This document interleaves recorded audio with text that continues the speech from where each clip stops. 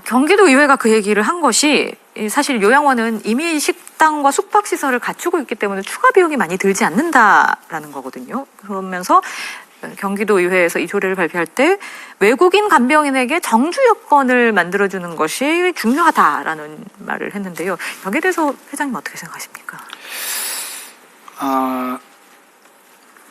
외국인 간병인을 저희들이 도입을 하는 데는 제가 세 가지로 말씀을 드려보겠습니다. 하나는 지금 논의가 많이 되어 있지만은 비자 문제. 이 비자 문제는 저희들이 그 E7, E7이 취업 비자거든요.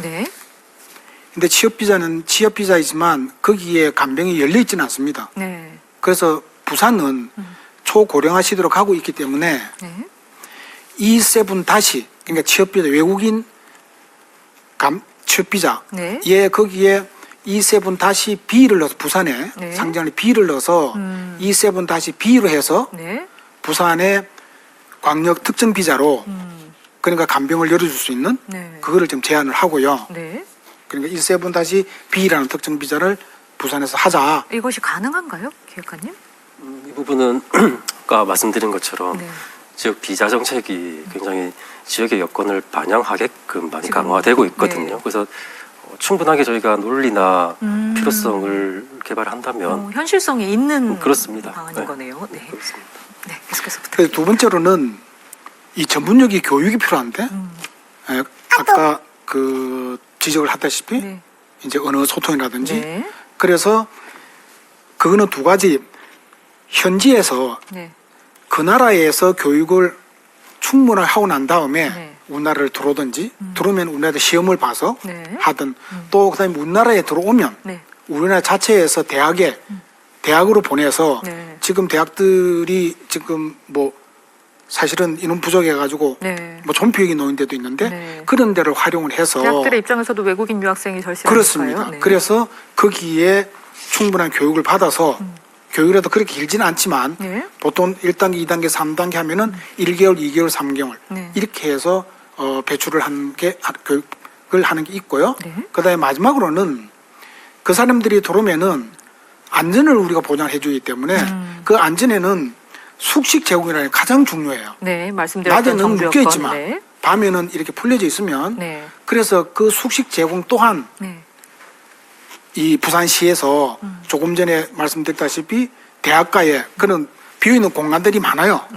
그래서 거기에 그 아이들 숙식 제공하는 숙소로 해서 하면 되겠다. 저는 이렇게 생각을 합니다.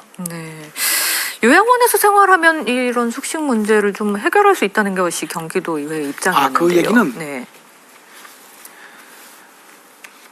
엄격히 따지면 요양원이 아니고요.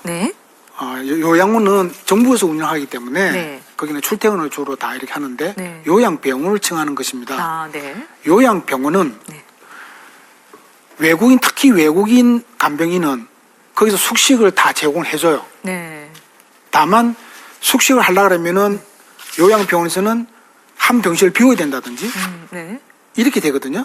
이렇기 때문에 숙식 제공을 다 해주는 이유는 일단은 이탈을 막기 위해서 특히 이제 밤 쪽 가면은 개인적으로 풀리면은 개인 사생활 쪽으로 그게 되니까 그래서 숙식 제공을 병원에서 하기 때문에 요양병원은 그래서 숙식 제공을 해준다 하는 얘기가 나오는 것입니다.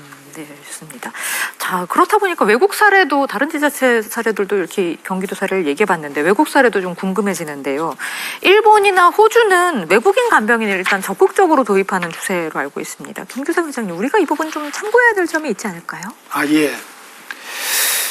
이제 제가 개인적으로 알기로 일본 그 정부는 2018년 18년에 농업, 어업 이쪽에 간병 업종을 넣어서 그 사람들이 그 전환할 수 있도록 그 간병 그거를 문을 열었어요.